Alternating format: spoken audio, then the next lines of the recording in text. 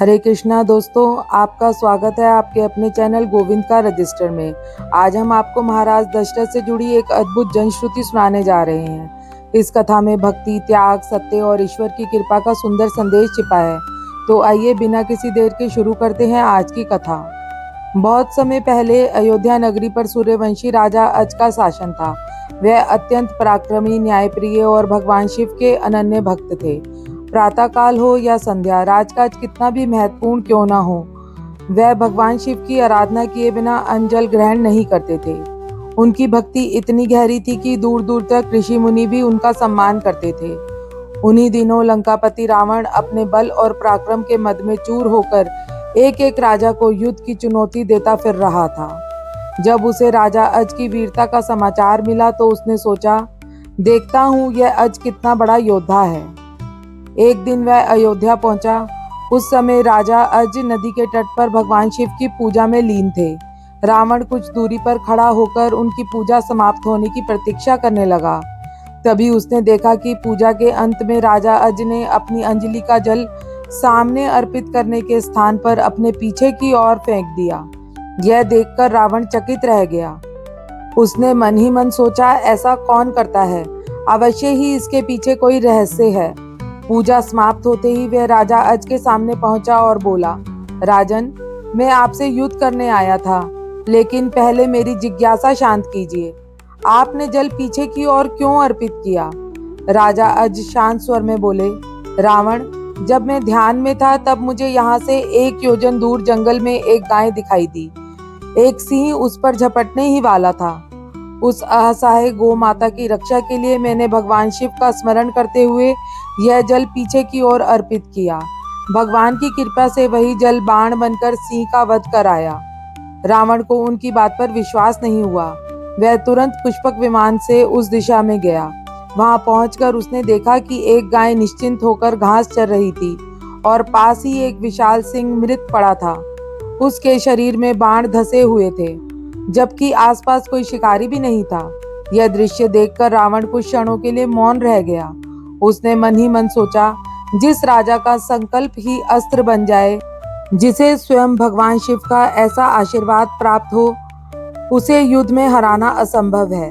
उसने बिना युद्ध किए ही राजा अज को प्रणाम किया और चुपचाप लंका लौट गया। इस घटना के बाद राजा अज का यश चारों दिशाओं में फैल गया। लोग कहते थे कि भगवान शिव अपने इस भक्त की पुकार कभी व्यर्थ नहीं जाने देते। लेकिन इतनी शक्ति, इतना वैभव और इतना सम्मान होने के बाद भी राजा अज के हृदय में एक ऐसी पीड़ा थी जिसे कोई नहीं जानता था। महलों में सुख सुविधाओं की कोई कमी नहीं थी। राज्य समृद्ध था, प्रजा प्रसन्न थी। फिर भी जब भी राजा किसी छोटे बालक को अपने पिता की उंगली पकड़कर चलते देखते, उनका हृदय भर आता। रात के सन्नाटे में वह महल की छत पर खड़े होकर आकाश की ओर देखते और भगवान शिव से केवल एक ही प्रार्थना करते, हे भोलेनाथ, यदि मैंने जीवन भर धर्म का पालन किया है, यदि मेरी भक्ति में सच्चाई है, तो मुझे भी एक संतान का सुख अवश्य प्रदान कीजिए, जो इस रघुवंश की परंपरा को आगे बढ़ाए। लेकिन समय बीतता गया और उनकी गोद सूनी ही रही। एक दिन मन की व्याकुलता शांत करने के लिए राजा अज अकेले ही वन की ओर निकल पड़े। उन्हें क्या पता था कि उसी वन में उनका भाग्य एक नया मोड़ लेने वाला है। वन में चलते चलते राजा अज एक अत्यंत रमणीय सरोवर के पास पहुंचे। चारों ओर रंग बिरंगे पुष्प खिले हुए थे। पक्षियों का मधुर कलरव वातावरण को और भी मनमोहक बना रहा था। सरोवर का जल इतना निर्मल था कि उसमें आकाश का प्रतिबिंब स्पष्ट दिखाई दे रहा था। तभी उनकी दृष्टि सरोवर के मध्य खिले एक अद्भुत कमल पर पड़ी। वह साधारण कमल नहीं था। उसकी पंखुड़ियों से मानो स्वर्णिम आभा निकल रही थी और उसकी सुगंध दूर दूर तक फैल रही थी। राजा अज उस दिव्य कमल को देखकर उसकी ओर आकर्षित हो गए। उन्होंने सोचा, यदि यह कमल भगवान शिव के चरणों में अर्पित कर दूं, तो मेरी पूजा सफल हो जाएगी। यह सोचकर वह सरोवर में उतर गए। लेकिन जैसे ही वह कमल के निकट पहुंचने लगे, वह कमल उनसे उतना ही दूर खिसकने लगा। राजा अज ने कई बार प्रयास किया, पर हर बार वही हुआ। थक कर वह सरोवर के बीच खड़े हो गए और हाथ जोड़कर भगवान शिव का स्मरण करने लगे। तभी आकाश में गंभीर स्वर गूंजा, हे राजन, यह कमल केवल वही प्राप्त कर सकता है जिसके भाग्य में संतान का सुख लिखा हो। अभी तुम्हारा समय नहीं आया है। ये वाणी सुनते ही राजा अज का हृदय व्यथा से भर गया। वह मौन भाव से महल लौट आए। उस दिन के बाद वह पहले से भी अधिक भगवान शिव की आराधना करने लगे, किंतु अब उनकी प्रार्थना में केवल एक ही निवेदन रहता, प्रभु यदि उचित समय आ गया हो तो मेरी सूनी गोद भी भर दीजिए। कहते हैं कि सच्चे भक्त की पुकार भगवान तक अवश्य पहुंचती है। भगवान शिव ने अपने परम भक्त की व्यथा सुनी और उनकी परीक्षा लेने का निश्चय किया। कुछ दिनों बाद सरयू नदी के किनारे रहने वाला एक निर्धन ब्राह्मण अपनी पत्नी के साथ अयोध्या पहुंचा। दोनों कई दिनों से भूखे थे। वह राजा अज के दरबार में पहुंचे और विनम्रता से बोले, राजन, हम अत्यंत निर्धन हैं। यदि आपकी कृपा हो जाए तो हमारा जीवन सुधर सकता है।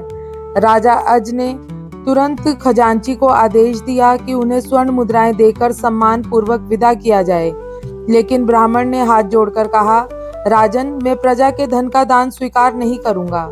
यदि कुछ देना ही चाहते हैं तो अपना स्वयं की कमाई से दीजिए। यह सुनकर पूरा दरबार स्तब्ध रह गया। राजा अज ने अपने गले का बहुमूल्य हार उतार कर देना चाहा, लेकिन ब्राह्मण ने विनम्रता से कहा, महाराज, यह भी अंततः राज वैभव का ही भाग है। मैं केवल आपकी अपनी मेहनत की कमाई स्वीकार करूंगा। ब्राह्मण की बात सुनकर राजा अज गहरे विचार में डूब गए। उस रात उन्होंने किसी को कुछ बताए बिना साधारण मजदूर का वेश धारण किया और नगर की गलियों में निकल पड़े। काफी देर बाद उन्हें एक लोहार की दुकान दिखाई दी। लोहार उन्हें पहचान नहीं पाया और पूरी रात धोखनी चलाने और लोहे पर हथौड़ा मारने का काम दे दिया। राजा अज ने बिना किसी शिकायत के पूरी रात कठिन परिश्रम किया। सुबह होने पर लोहार ने प्रसन्न होकर उनकी हथेली पर मेहनताने के रूप में एक छोटा सा टका रख दिया। उस एक टके को देखकर राजा अज के चेहरे पर ऐसी संतुष्टि थी जैसी शायद उन्हें अपने राजकोष को देखकर भी कभी नहीं हुई थी। उन्होंने मन ही मन भगवान शिव को प्रणाम किया और उसी एक टके को लेकर ब्राह्मण की कुटिया की ओर चल पड़े। उन्हें बिल्कुल भी आभास नहीं था कि यह साधारण सा दिखाई देने वाला एक टका उनके जीवन की दिशा ही बदलने वाला है। जब राजा अज ब्राह्मण की कुटिया पर पहुंचे तब ब्राह्मण किसी कार्य से बाहर गए हुए थे। कुटिया के बाहर उनकी पत्नी बैठी थी। राजा अज ने दोनों हाथ जोड़कर विनम्रता से कहा, माता, यह मेरी अपनी मेहनत की कमाई है। कृपया ब्राह्मण देव के लौटने पर उन्हें दे दीजिए। इतना कहकर वह बिना अपना परिचय बताए वापस महल लौट आए। कुछ समय बाद जब ब्राह्मण घर पहुंचे तो उनकी पत्नी ने वह टका उन्हें सौंप दिया और बताया कि एक साधारण वेशधारी पुरुष इसे देकर गया है। ब्राह्मण ने जैसे ही उस टके को अपनी हथेली में लिया, उन्हें उसकी दिव्य आभा का अनुभव हुआ। उन्होंने भगवान का स्मरण करके वह टका भूमि पर रख दिया। तभी एक अद्भुत घटना घटी। जिस स्थान पर टका रखा गया था वहां की धरती धीरे धीरे फटने लगी। ब्राह्मण और उनकी पत्नी आश्चर्यचकित होकर पीछे हट गए। थोड़ी ही देर में धरती के भीतर से स्वर्ण से बना एक दिव्य रथ निकला और देखते ही देखते आकाश की ओर उड़ गया। इसके बाद दूसरा रथ निकला, फिर तीसरा। एक एक करके 9 स्वर्ण रथ प्रकट हुए और दिव्य प्रकाश फैलाते हुए आकाश में विलीन हो गए। जब 10वां रथ प्रकट हुआ तो उस पर एक तेजस्वी बालक मुस्कुराता हुआ बैठा था। उसके मुखमंडल पर अद्भुत तेज था और उसके चारों ओर दिव्य प्रकाश फैल रहा था।